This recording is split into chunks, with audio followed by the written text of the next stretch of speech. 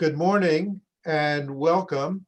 I'm Jerry Firestein, Senior Vice President at the Middle East Institute, and I'm pleased to welcome you all to today's event, launching MEI's campaign briefing book, Election 2020, Challenges and Opportunities for U.S. Policy in the Middle East. As the presidential campaign kicks into high gear, foreign policy has yet to take center stage in the ongoing debate among the candidates. And even within the context of a constrained discussion of issues of foreign policy and national security, the Middle East North Africa region has taken a backseat to more pressing concerns related to great power competition, Russia and China. Yet the region continues to confront unresolved challenges that will face the next administration, whether that will be Trump 2 or Biden 1. From Iran to Libya, the Israeli-Palestinian conflict, to ending the forever wars in Afghanistan, Yemen, and Syria, and now the political, economic, and social challenges that will confront all of the states of the region in a post-COVID-19 recovery stage. U.S. engagement will be as important as ever. MEI's Election 2020 report seeks to identify those challenges and provide recommendations for a way forward. Today, we will hear from 3 MEI scholars who contributed to the briefing book. The scholars will provide an overview of the insights outlined throughout the book and will discuss in depth their advice on the next administration's approach to the region. First, I'm pleased to welcome Paul Salem, the president of MEI and a leading scholar of Middle East affairs. In his academic work, Paul focuses on issues of political change, transition, and conflict, as well as regional and international relations of the Middle East. Next, I'd like to welcome Rhonda Salim, MEI's senior fellow and director of the Conflict Resolution and Track 2 Dialogues program. Rhonda is a long-term practitioner of Track 2 dialogues and peace-building processes in the Middle East and Central Asia. And finally, I would like to welcome General Joe Votel. General Votel is a distinguished senior fellow on national security at the Middle East Institute and the president and CEO of Business Executives for National Security. General Votel retired from the U.S. Army in 2019 after an illustrious 40-year career, during which he held a variety of leadership positions, including commanding general of the Special Operations Command from 2014 to 16, and the Central Command from 2016 until 19. Today's webinar is the first of a series of events MEI will hold over the coming months to elaborate on our perspectives for the next administration. For those interested in taking a deeper dive into MEI's analyses, the full series of briefing papers is posted online. You can find the link to the book on the MEI webpage and in the chat box if you're joining us on Zoom. I look forward to audience questions throughout the Zoom Q&A feature, which you can all find on your screens. For those calling in by phone or watching our panel on the live stream, you can ask a question by emailing events@mei.edu. If you're having any technical issues, please also email events@mei.edu. Feel free to ask a question at any time throughout the panel discussion. I'll be looking at all of your questions and will factor as many as possible into the discussion. And with that, let me launch into the conversation, first with Paul Salem. And Paul, if you could provide an overview of where, based on the briefing book and the papers that were submitted, where do we see the region going? There are so many issues that are going to be discussed. What would you consider to be the top priorities? Well, looking at the region, it's certainly going through one of the most acute periods of crisis and instability in its modern history. Part of that is the immediate now, which is a triple crisis of a century, once in a century pandemic, that is triggering a once in a century or once in a half century economic contraction of massive proportions that generate a lot of social and political consequences. And thirdly, we have once in a few decades collapse of energy prices.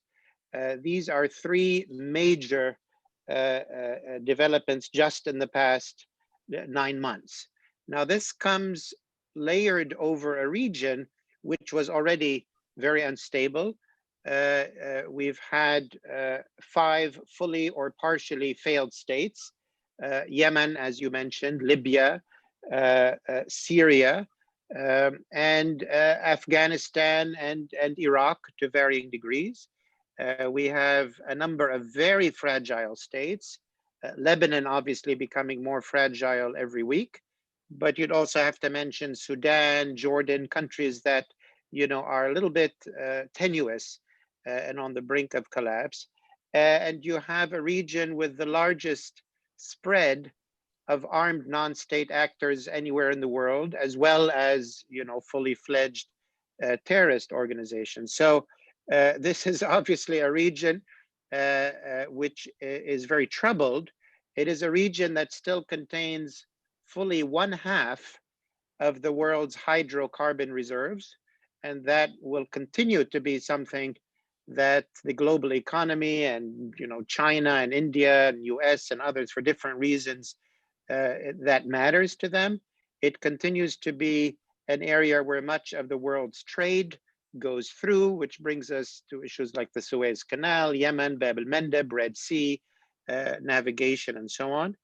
It is, because of the security concerns, a place that exports security threats to Europe and the world and to China and Russia through terrorist organizations and the like. And it is, along with North Korea, one of the hotspots of concern over nuclear proliferation, which of course is a major global concern. When we zoom in a little bit on the active conflicts in the region, you have, I would say, 3 conflict axes. One is a very complicated conflict axis involving Iran. At one layer, there's a 41-year-old US-Iran, conflict, as it were, and that has consequences to Iran's conflict with US partners or allies like Saudi Arabia or the UAE or Israel. So Iran is involved, obviously, in a lot of conflicts involving the region, has proxy groups and militias deployed in many countries. So that conflict axis is very big. Secondly, you have within the Sunni world, if we want to call it that, you have a conflict within the GCC itself between Qatar and some of the other members of the GCC. And Qatar and Turkey in a broader sphere have formed kind of a binary axis against the so-called quartet of Egypt, Saudi Arabia, UAE, and Bahrain. You see that being fought in Libya, and you see consequences in other parts of the Middle East. That's a second conflict axis. And the third conflict axis maybe is the longest standing one, which is Israel Palestine, Israel Arab, Israel Muslim, Israel Iran. It's a complicated set of conflicts. Maybe it's not as active a conflict as some of the others, and it's maybe the only one where we've seen some diplomatic development in the last month with the agreement between the UAE and Israel to normalize. So there's a lot going on. The US is present throughout the region, has interests throughout the region, maybe not as acute as it did when it was dependent on Middle Eastern oil. It is no longer the case. So a very, very complicated scene. Thanks, Paul, and thanks for launching us into the conversation. And Rhonda, if I can follow up with you, Paul laid out many of the challenges, many of the fault lines in the region, the issues that are going to be confronting us. One of the other challenges that the region has confronted over these past years has been the inability to fundamentally to communicate, to talk to one another, to try to work through some of these challenges through a process of conflict resolution, tension reduction. This is the area where you have focused so much of your effort over these past years, and so there's been some movement. There's been some change in the way the states of the region deal with one another. Some of it inspired by COVID, some of it predating that. If you could kind of walk through a little bit of what you're seeing in terms of those fundamental opportunities to address some of these issues, but also to talk a little bit based on your own experience about what's happening in Iraq, Iran. What are the prospects, in your view, for some kind of progress on resolving the Syria civil war? And also, of course, what is the way forward on Lebanon? Thank you, Jerry. And it's, I mean, my honor to be with all of you today to discuss the way forward in the Middle East, including policy recommendations, which are outlined in a 67-page, book, briefing book, election briefing book, that has country-specific analysis, and that focuses also on cross-regional issues. 23 scholars have been involved in this, and highly encourage our audience and others to read it, both in terms of analysis, but also in terms of getting a look at what are US interests and what are policy recommendations based on these interests. Let me add an optimistic note to, excuse me, to the landscape of conflict and challenges that Paul presented on the Middle East, and talk about two successful transitions that have taken place in the region that remain precarious, but that have had until now an important demonstration effect of how powers can be transferred peacefully through negotiations, and they can lead to power sharing agreements between different parts and components of the society. And I mean by that the cases of Tunisia, which is now already 10-year-old, and the case of Sudan, which is much more recent and 1-year-old. And I think there is a US interest in helping these two countries manage their transition successfully, because there are a number of threats to such transitions. One is from the economic situation that Paul talked about, excuse me.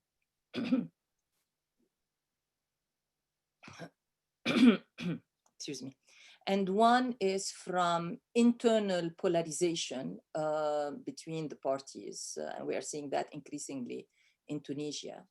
And one is from interference by regional actors based on what Paul said, this competition, the intra-Sunni competition, and the agendas that these different actors bring into these transitions. But still, this is a ray of hope that successful democratic transition of power can take place involving negotiation and can be sustained for some time.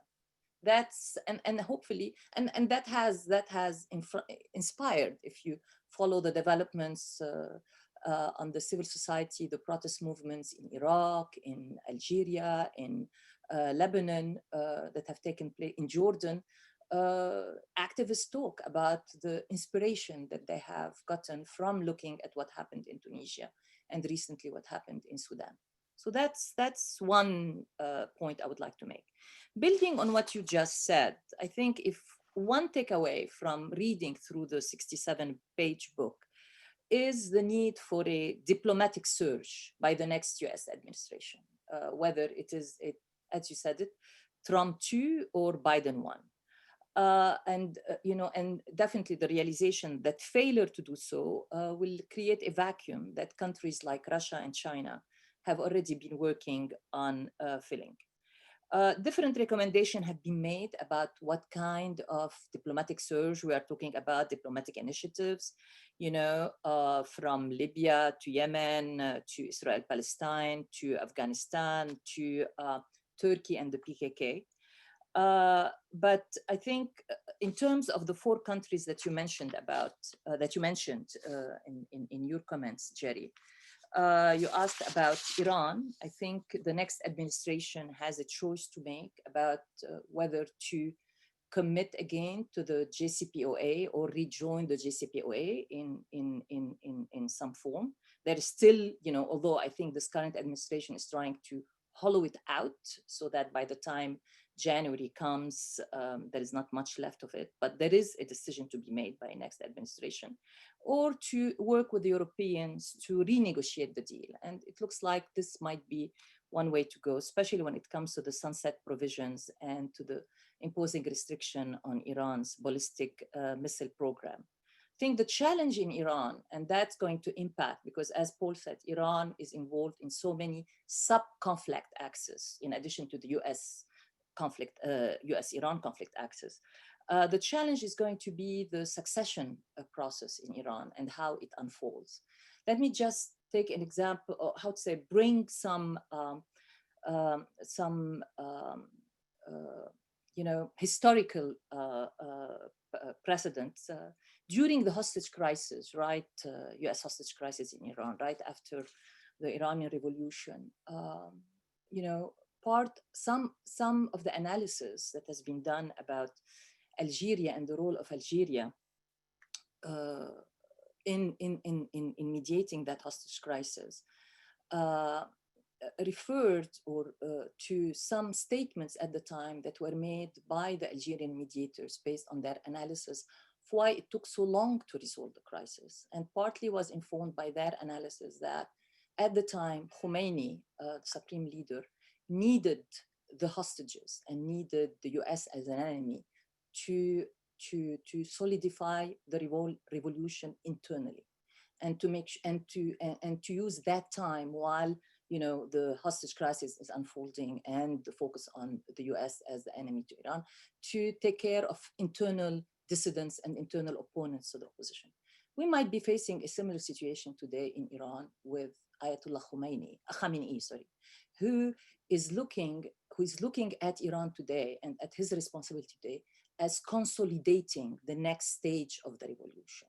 And in that respect, having US as an enemy might be also part of his approach to doing so. And so the challenge is going to be whether this US-Iran deal can be renegotiated or revitalized in the context of Iran's succession crisis. In Iraq, we have a US-Iraq strategic dialogue, which in my opinion has gotten off to a good start. And its primary purpose is to really disentangle, or how to say, to refocus on the totality of the bilateral relationship and not just on the mill-to-mill part of the relationship. We tried to do that in 2008 with the Strategic Framework Agreement. Then we had an election season at the time. We had a change of administration and a prime minister in Iraq who was not interested that much in the bilateral relationship. Today, we have a partner in Prime Minister Qademi, and there is a framework for a continued dialogue on the bilateral relationship forward. In Lebanon, we have also a partner with the Lebanese Armed Forces, and it's important for us to continue supporting the Lebanese Armed Forces, primarily as an alternative security organ in the country that is not Hezbollah, basically, and as the only remaining national entity. Reconstruction will have to take place, and there are different forms of how the international community can help Lebanon move on the issue of reforms, economic reforms, deal with corruption, meet citizen demands for transparency and accountability. Syria, the briefing book makes very interesting, two interesting cases about staying in Syria, leaving Syria. I tend to think of the limits on the US diplomacy in Syria. I think I have heard Biden team staffers or consultants saying this will be one important priority for them to re-engage on Syria. I think that train has left the station, and it's going to be hard, in my opinion, for the US to re-engage in Syria in the way that it could have maybe prior to 2000, 4 years ago or 5 years ago, if at the time it opted to. Let me quickly talk about the regional dialogue. and what we have been focusing on. I think going forward, there is an opportunity to think about how to help the region fix itself. Paul has talked about and Jerry and you talked about the inability until now of the region to resolve its own conflict. That has been a primary deficit in the region, is the weakness of institution, processes, mechanisms for conflict prevention and conflict resolution. We have regional organizations that have the mandate to do so. The Arab League, the Organization of Islamic Conference, the GCC. However, these have been ridden by internal conflicts, as we have seen in the case of the GCC. The Arab League is not inclusive enough. You have 3 non-Arab actors that today play a major role in the region conflicts: Turkey, Israel, and Iran. And then you have and you have also the lack of political will, in my opinion, within some of the countries and within the region. I think going forward, what we have been doing through a track 2, track 1.5 process, which in my opinion provides a template for how a regional dialogue promoted by the US can proceed forward. There have been a number of articles, a couple of articles on what this dialogue could do and what this dialogue should focus on. In our case, we have focused on a dual tracks of promoting, of discussing overall principles, what you call it, we call it principles of good neighborly relations in the Middle East, what these principles are. Any new regional cooperation framework going forward will need to be undergirded by principles negotiated by these parties. But also we have also focused on confidence building measures in the security arena, political arena, intellectual, cultural arena. The takeaway from this T1.5 dialogue is that you have to start small, bottom-up steps, focus more on the cultural, on the economic, and less on the security. Although even in the security field, there is opportunity and there is need for confidence building measure on win-win issues: maritime security, border security, climate change even, and that's in my opinion, and this is a work that has been sustained now since 2014 and could provide a template for how the region can negotiate among itself to develop these kind of mechanisms and processes for conflict resolution and conflict prevention. Thank you very much, Rhonda. And on that note, let me turn to General Votel and ask one of the major issues. Rhonda talked a lot about the diplomatic approaches, the ability of the parties in the region, as well as the United States and outside actors, to promote dialogue.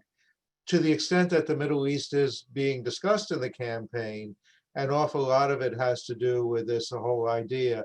Rhonda mentioned the issue of US engagement in Syria. And of course, it was Tony Blinken, actually one of Joe Biden's key advisors, who said that a Biden administration would try to basically repair the damage that was done by the Obama administration's approach to the Syria conflict. But an awful lot of the rest of the discussion has to deal with ending these forever wars, particularly Afghanistan, the Syria, Iraq, the fight against violent extremism that also, of course, extends to Yemen and elsewhere in the region. And so looking at this from a political military perspective and also from a national security perspective, how would you see the next administration trying to grapple with some of these challenges? And do you see that, in fact, there will be opportunities going forward to reduce the heavy US military footprint in the region? Or is this something that is going to be with us for some time to come? Thanks, Jerry, and it's great to be with all of you today and all of our guests this morning. Thanks for allowing me to be here and to participate in developing this MEI briefing book.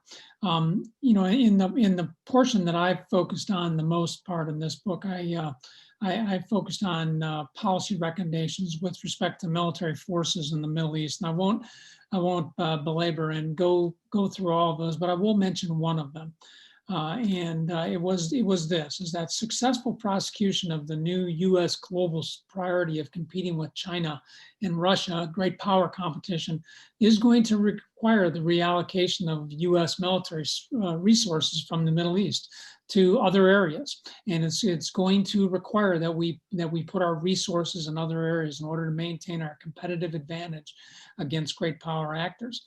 What that is going to do in a place like the Middle East, however, is it's going to place a higher premium on US security cooperation and partnership with our allies and partners across this region. It doesn't mean we're leaving, but it means we are going to have to rethink how we are doing this. And I want to subscribe to the comments that have been made by both Paul and Rhonda on the importance of a diplomatic surge into this particular area. As a military practitioner, I can tell you the military element is necessary, but it will not be decisive in this particular region. And so we do need the full complement of our diplomatic efforts to address the challenges and, more importantly, our interests in the region.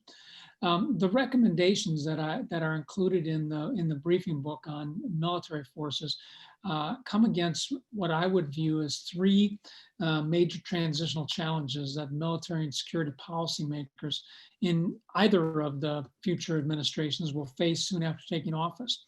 The first one, as you mentioned, Jerry, is transitioning from the regional conflicts of the last 20 years into a sustainable security strategy that supports the national defense strategy.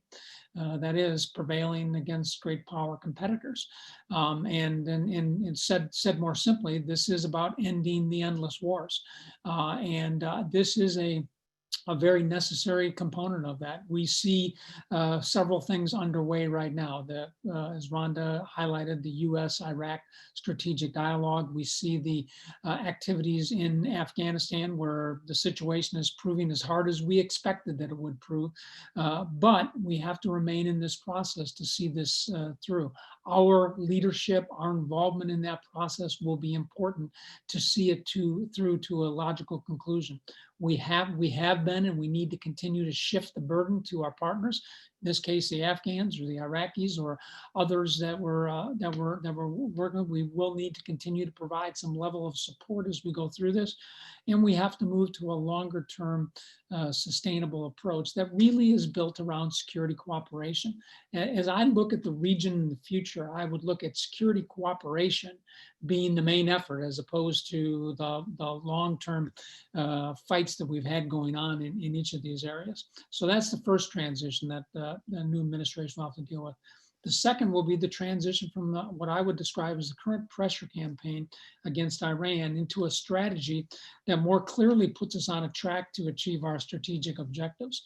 Currently, the objectives of the Trump administration have been to focus on changing Iran's hostile and destabilizing actions, including blocking all paths to nuclear weapons and exporting terrorism. But we do seem to be at a little bit of an impasse in terms of that. And while I think Iran is perhaps waiting out to see what the results of our election are, we will need to look at what this strategy is. In my view, as a military, looking at it from a military political standpoint, we will need to get some level of dialogue to resolve this conflict. And whether that starts with military, some kind of military to military deconfliction channel or communication channel, it can start there, but it has to develop out, and we have to create a dialogue in order to move forward with this. As we've seen at the UN recently, we've got work to do with our own allies as we move forward in this particular area as well. The third key transition will be the transition from our current approach to counterterrorism to a sustainable strategy that evolves with the coming evolution of the terrorist threat. There are many organizations, terrorist organizations that we have fought and had devastating effects on, but yet they are still not completely defeated or gone. We see Al-Qaeda attempting to revitalize itself. We see ISIS continuing to expand and other terrorist organizations expanding across Northern Africa. We see these groups embedding with local, into local problems. And of course, we have the ever-present refugee, displaced persons, and now in Syria, large numbers of fighters, of ISIS fighters, and family members that are in camps or in detention facilities. So we'll need to address that. Let me just conclude with a couple of final thoughts here. Transition is often an overused term. A better synonym might actually be realignment. But the change in administrations, I think, is going, whether it's a second term or a new term under a Biden administration, is an opportunity to realign our approach in the region. And I'm not a foreign policy expert, I'm a military practitioner, but we shouldn't lose sight of how critical this area is in our overall strategy. It is a place where we have a proven and successful track record in the past of competing and prevailing against great powers. The most important part of that of competing and prevailing is going to be the partnership that we maintain with those countries that have similar interests and our partners in the region. Finally, I would just say that, as everyone knows, 2020 really marks the 75th anniversary of the meeting between Franklin Roosevelt and King Abdul Aziz ibn Saud in the Great Bitter Lake, that for better or worse put us on a path of partnership and long-term interests in this particular region. And while our interests are changing, and we arguably do have interests of greater importance in other areas, to include right here at home, frankly, the interests remain, and they have to be addressed in this particular region. They have to be addressed in the context of our overall strategic approach. We need to guard against our national fatigue that is associated with the decades-long wars in these areas, our reduced reliance on the resources of the region, and our concern with the long-term concern with the underlying tensions of this region that oftentimes don't comport with our norms in this particular country. I don't suggest that any of these are trivial or unimportant. They are very important, but they have to be reconsidered as we realign our approach to the region, just like we're going to have to do virtually in every other place around the globe. Thanks, Jerry. Thank you very much, Joe. And Paul, I wanted to come back to you and pick up on one of the themes of General Votel's comments, and that is the whole issue of U.S. leadership and the way we engage with our partners in the region. And we have a question from Gary Sick, which says the Trump administration has placed its efforts on building a strategic relationship with Israel, Saudi Arabia, UAE versus Iran. Is that a sufficient strategy? Can it be sustained? And then I wanted to ask a question that goes even a little bit beyond that, which is to say that to a large extent, what we've seen over these past few years is that these countries, which are in our strategic partners, in many ways are no longer following the US lead, but in fact are driving regional policies and US policies in a way that addresses their priorities and their perspectives more than it does ours. And this is a change from where we've been since the end of the Second World War. And so is the United States still the leader in the region? Can we still expect that countries like Saudi Arabia or Israel or the UAE will respond positively to US priorities, US policy decisions? Or are we in a different era where this is much more of an issue of managing these relationships and managing disagreements among the region, strategic partners than it is of US leadership? Well, I think obviously maybe it's a combination of both. There's no doubt that if you compare the situation today to the 50s or 60s, the power shift is clear that states in the region are now quite robust. They're large. They have large economies. They have, in many cases, effective militaries to some degree. If you look at Turkey or Iran, obviously Israel, Saudi Arabia, and even some of the smaller states like the UAE and Qatar, which have capacities that are financial and in some cases military. So the balance of power has recalibrated. I would say the US, for example, is still the most powerful Middle Eastern country in the sense that it is the biggest army, biggest presence, can make the biggest difference. But there are other decision makers in other states that are also very powerful and can call their own shots. Some of them are allies and partners of the US. Israel often goes its own way. Saudi Arabia has gone its own way in many issues. And then you also have adversaries or opponents to different degrees, like Iran or Erdogan's Turkey, which is somewhere in between. So it's definitely a more complicated situation. But let me pull back and look at how U.S. engagement in the region has tried in the past to reach some kind of sustainability. In most cases, that has been an attempt to be what you might call an offshore balancer, to balance, states in the region, support America's friends and allies, and support them to contain or counterbalance opponents. In the Cold War, that was, how the region was organized. I think the U.S. went away from that approach as a result, partly of the collapse of the Soviet Union, when the U.S. felt that, there was no longer a need to balance. It could just be the hegemon. And we saw during the period of the 90s, great diplomatic activity trying to resolve, the Arab-Israeli conflict, dual containment policy with Iran and Iraq. But that was a new era of the U.S. not feeling that it has to balance, but more that it could be more proactive. That took a turn for the worst after 9/11, when the Bush administration felt that using military force, going back to something General Votel, lead with the military and reshape the region in America's image, as it were, harking back in a way to the experience of World War II, where you can remove the Nazi regime in Germany, create a friendly West Germany, create a friendly Japan, and that would then resolve the issue. None of that worked.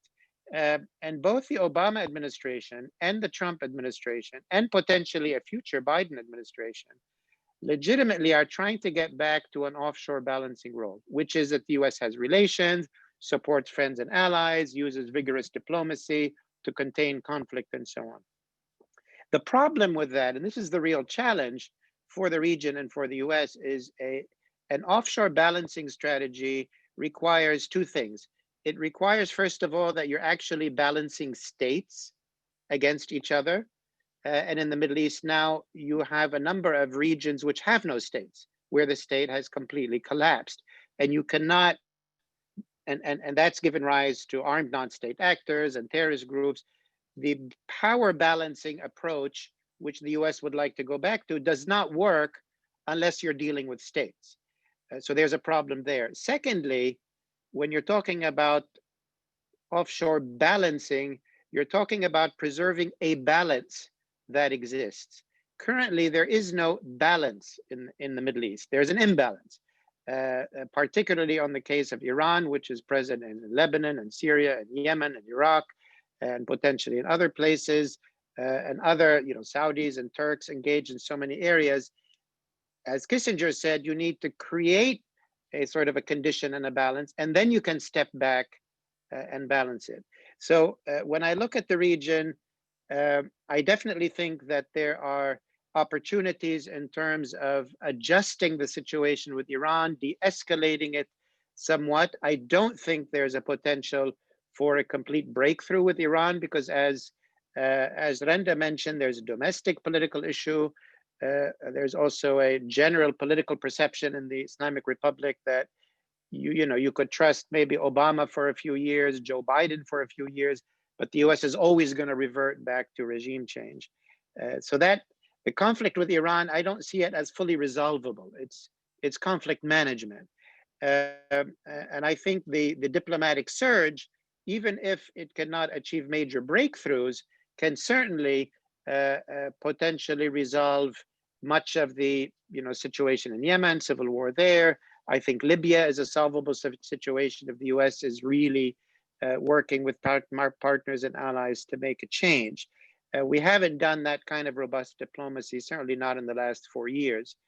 But I do want to mention a couple of things. One is to link to what you were asking about, Jerry, and the local players. And links, of course, to what Renda said and what me and my colleague Ross Harrison have written about a lot, is that the Middle East region is not managing itself. And that's absolutely the case. And there is little that the international community can do if the main powers in the region insist on waging proxy wars and regional conflicts. And we've mentioned a number of them. So definitely there's a big role to be played from the region to create a different vision for the region other than endless proxy wars, whether it's with Iran or with Turkey. The Arab-Israeli conflict, as we said, has seen some movement with the UAE-Israel deal, but we must move quickly, and the US must move quickly to revive the Israeli-Palestinian talks and to see if this new momentum between Israel and the Arabs could create new opportunities for the Palestinians. On the global connection to all of this, the US engagement with great power competition, certainly that is now sort of the headline of US national security policy around the world. It is a growing headline in the Middle East. But when we talk about robust diplomacy, it also means intelligent and complex diplomacy. There's no doubt that the US, Russia, and China are going to be competing for a number of things in the Middle East. What we must guard against is to assume that that competition is conflict, to assume that it's black and white, because the danger there is as the US, China, and Russia increase their quote unquote competition, they will import more conflict into the Middle East rather than import stability. There's definitely areas where the US, if it can revive some level of diplomacy with Russia and China, can help find a resolution to the Yemeni situation, could potentially find a path forward for the Syria crisis, that the US, while competing with Russia and China, should also be looking for diplomatic avenues where they have common interest. After all, neither the US nor China want an unstable Middle East, want a Middle East where there's conflict, want a Middle East where there's weapons of mass destruction, want a Middle East where there's failed states and armed non-state actors. There's a lot of common interests. So we must, have a more sophisticated approach to great power competition and, in some cases, great power cooperation. Thanks, Jerry. Thank you, Paul. And, in terms of this dialogue, and Rhonda, would be interesting to hear a little bit from you, your perspective, because of course, in addition to the Middle East track twos that you run, you've also been very much engaged with the Russians and the Chinese as well, and to hear a little bit about your perspective on where those areas, like Paul was saying, what are the areas of commonality between our positions? Where can we build up those relationships and reduce maybe some of the great power competition in the context of the Middle East? Where are our interests different? And one of the things that, the Chinese often were said to really be mostly concerned about their commercial interests and advancing their economic engagement, but happy to leave the political and security piece to the United States and to stay out of it. That seems to be changing. If you look at the dialogue that the Chinese are having with Iran right now, some of the relationships and some of the discussions on Saudi Arabia and their engagement with the Saudis on developing nuclear capabilities. So that's one piece. And then I'd like to ask you two other quick questions. One is, do you believe that COVID and COVID recovery is an opportunity to open up the kind of dialogue that you had expressed interest in, the kind of conflict reduction and tension reduction dialogues? is COVID recovery and all of those issues related, an avenue that can be pursued? And is there scope for, drawing on one of the questions from the audience, is there scope for a regional arms control dialogue? If you would take those on. Oh, that's okay. Let me quickly go through them. Yes, we have had since 2016 a US-Russia dialogue. Mostly it's experts from both countries that are focused on the Middle East. And Syria has been the primary focus of the dialogue. And we have seen there definitely shared concerns in Syria about terrorism. We have had discussions on the future of the Northeast and what kind of arrangements could be negotiated in that part of Syria. It's critical also, I mean, to link that also to the potential, and I think Gunul Tol makes this comment in her briefing book of the US in the future pushing, persuading countries like Turkey to engage in dialogue with the PKK. I know we call it terrorist. I mean, we have classified it as a terrorist organization, but countries like Norway could maybe mediate this kind of dialogue because that will have repercussions to the northeast of Syria. So that's one. But in the US-Russia, definitely the issue of fights against terrorist groups, counterterrorism, future arrangements. Till today, we have not seen an interest, or how to say, a willingness to think of arrangements that exclude Assad. Despite the despite the declaration by the Russian side from the first dialogue we have had in 2016 that they are investing in state institution and not in personalities. And yet, so far, any discussions of, especially as a run-up to presidential elections in Syria, any discussion of creating opportunities for, real competition in Syria during this presidential elections and the kind of security condition that should be put in place has not, gone far. The same thing when it comes to humanitarian assistance. Again, despite the pledge by the Russians over a number of meetings of wanting to promote free access to humanitarian assistance to all parts of Syria, we have seen Russia in the National Security Council veto, or try to block some of the passages into especially in the northwest, in the northeast, for humanitarian assistance. So there are shared concerns, but I think, and that's why I said I find it hard to see a Biden administration, given the priority that some of the advisors, Vice President Biden advisors, are putting on re-engaging in Syria, correcting the mistakes.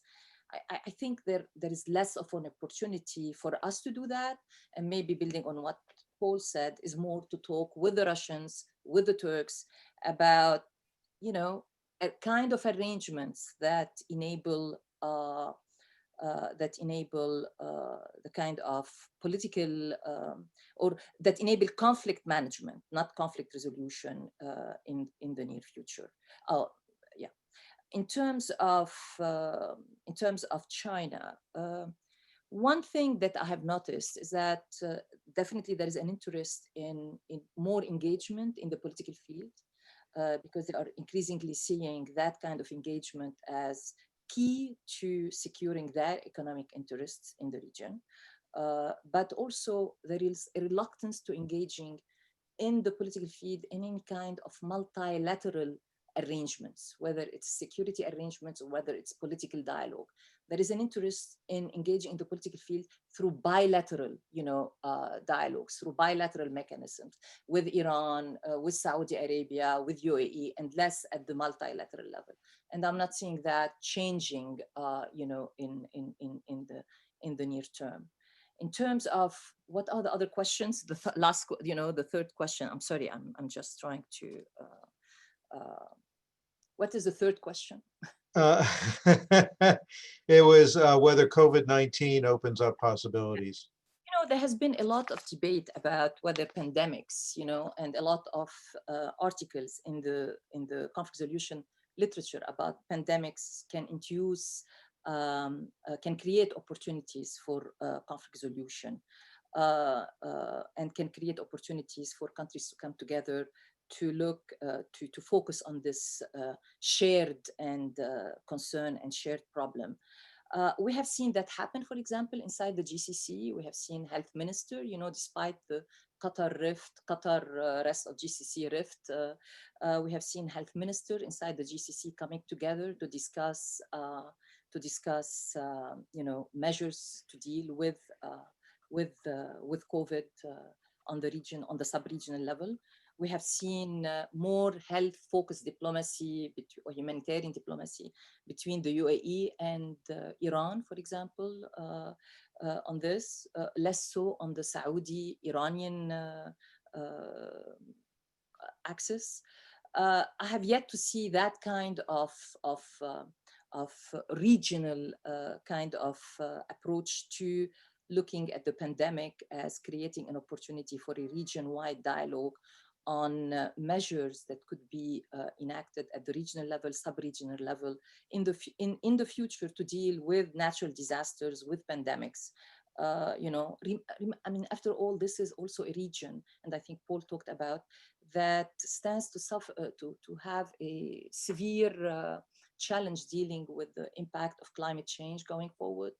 And so there are going to be a crisis in the near future, which will require regional approaches. Still hoping that the pandemic can create this framework for that. But that will require sustained pressure, sustained effort, which maybe as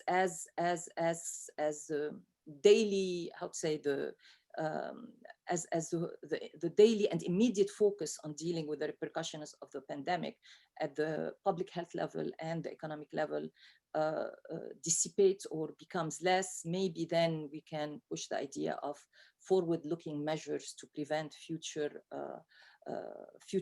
crises and to forward-looking measure for regional cooperation in dealing with future crises like COVID. Thanks, Rhonda. And I wanted to have time to come back to Joe with a question. We have a question from the audience from Andrew Hanna saying, who do you see as the future U.S. security cooperation partners aside from current efforts with the LAF and the Iraqi military? And let me expand on that a little bit. And you had talked in your opening comments about the importance of the evolution of U.S. security relationships in the region to deal more in terms of building up our partners and cooperating with them, as opposed to simply having a U.S. military footprint on the ground, which of course has been, kind of an approach and a theory of the case for some time. The problem, of course, has been that we've often been disappointed about the capacity of our partners to pick up on that role or their willingness to play that role. And working against a backdrop of US domestic policy, where in fact, some of the aspects of our military cooperation, particularly with Saudi Arabia, but also with the UAE, with Egypt, even with Israel, have become more controversial and more difficult to sustain as people raise questions about whether or not these are real partners, whether or not these are countries that we want to help build up their military capability. So how do we go forward? What's your vision of how the next administration can advance these interests in building these cooperative relationships in that difficult political environment? Thanks, Jerry. It's an excellent question. And I think the short answer here is that our security cooperation efforts, I think, have to really be linked to our objectives and our interests and the things that we are wanting to achieve in conjunction with our partners in the region. And I come back to, some of the programs that we've had in place for a number of years now, and these are relatively small by comparison, but very focused efforts that we've had in place with some of our partners in the region to address common counterterrorism concerns. In these particular cases, we've pursued a program that is somewhat finite, that is focused on developing specific capability for a specific purpose, and that is combating terrorist organizations. And we've seen some successful use of this with the Lebanese armed forces, with the Jordanians, with certainly with the Kurds in northern Iraq, and you will recall even in Yemen for a period of time we had a very good program in place with some aspects of the Yemeni armed forces that were really focused on that. So I think what we have to have is we have to have a combination of these type programs with the broader security cooperation programs that we have with some of the more established actors, the Egypts, the Saudi Arabias, the Emirates, the Qataris, others here in the region. So I think it's going to require a combination of both of these. Really important on this is to make sure that it is linked to specific objectives. I am well aware that in some cases we have been disappointed in the performance of some of our partners in the region, in terms of the millions and billions of dollars of stuff that has been put in there, and yet we don't necessarily see a capability, or we see some of that capability being used in a way that was not intended on our part. For that, I think that kind of goes back to the accountability aspect of this, and we have gotten, and again, I think this is both a military responsibility but also a diplomatic responsibility to ensure that the accountability mechanisms are established up front in terms of this, and that we take the prudent efforts in advance to make sure that we understand the systems that we are providing to our partners in the region, and they are for specific purposes. And I think we would engender ourselves, frankly, in a more positive fashion if we had a little more responsive system to this. I think we do have partners asking for a lot because they know our system is a fairly laborious one that requires a lot of checks in a variety of different areas, certainly in the military, Department of State, and Congress, and other administration, other places. But we have to be more responsive in terms of this and give them things that can actually contribute to their defense and which support our objectives. Thanks, Joe. And we're almost out of time, but before we leave, I wanted to give each of our panelists an opportunity to make a closing argument, if you will, and to kind of give us a sense of what they think are the most compelling and most serious challenges that are going to face the U.S. after January 21st, 2021. So let me begin with Paul, and just for a few closing comments.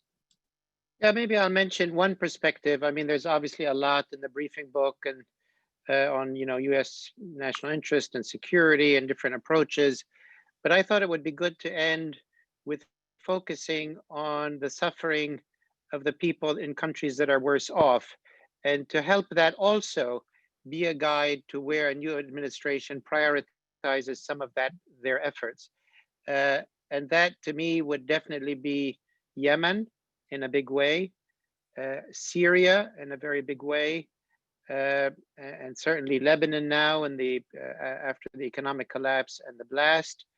But also in the age of COVID, the tens of millions of people who are joining the ranks of the impoverished and potentially hungry, that while, we're talking about, strategy and national security and so on, the US is also the US people, and I know they care. And I also know that suffering has consequences. So I just didn't want to end without putting that front and center, the suffering of these people, of children, through no fault of their own, have been caught up either in local or regional or international conflict. And the US has some responsibility for some of that. Thanks, Paul. Rhonda? Yeah, the Middle East is the least free region of the world. And so I think we need to refocus again on the issue of human rights, and we need to anticipate that there will be political upheaval as these conditions of that have prevented conditions of inequities, social, economic, political, that exist in the region. The lack of venues in many countries for political participation, especially by educated youth and by youth in general. The inequities that exist in terms of women participation in the labor force, as well as women participation in general in political affairs. I think that also deserves, paying more attention to. There have been unrest in many countries. We talked about some. We can anticipate more political unrest as the authoritarian bargain that has so far helped keeping people quiet in exchange for economic and social benefit is going to start fraying, given the declining economic, given the deteriorating economic conditions in the region. And so I think a future administration need to, building on exactly what Paul said, is to refocus on the people of the region and on their rights to, free expression, political participation, and to the right to have, a good life. And Joe, last word to you. Sure, thanks, Jerry. Yeah, great comments. I think the one big advantage that the United States has in this region is that for the most part, most of these countries want to have a good relationship with us, and they want to be aligned with the United States and our interests and objectives. And I think that is a considerable advantage for us that others don't always enjoy. We have done in this region. We have been up in many ways. We've been a force for good. We are respected. We still set a great example. Many of the people in the country in this region want to come to the United States and come to our schools and do this. And I think this is a great advantage for us. And I think as we move forward, we've got to think about how we leverage that capability in a smart way, and use it to our strategic advantage, not just for us, but really for the people of the region, as Rhonda and Paul have highlighted. Thank you. And thank you. And I want to take this opportunity to thank Paul Salem, Rhonda Saleem, Joe Votel for an outstanding discussion of some of the current issues, some of the challenges that are going to be confronting us, not only over the coming months, but over the coming years. Undoubtedly, these are issues that will confront the senior U.S. leadership going forward. And again, I want to emphasize this is the kickoff of what are going to be a series of conversations, podcasts, webinars over the coming weeks and months leading up to the election in November. And for those who would like to, all of the papers that we have presented are now available online at the MEI website. So please do avail yourself of that opportunity. Again, thanks to all of the members of our audience, as well as our great panelists for this conversation. Thank you.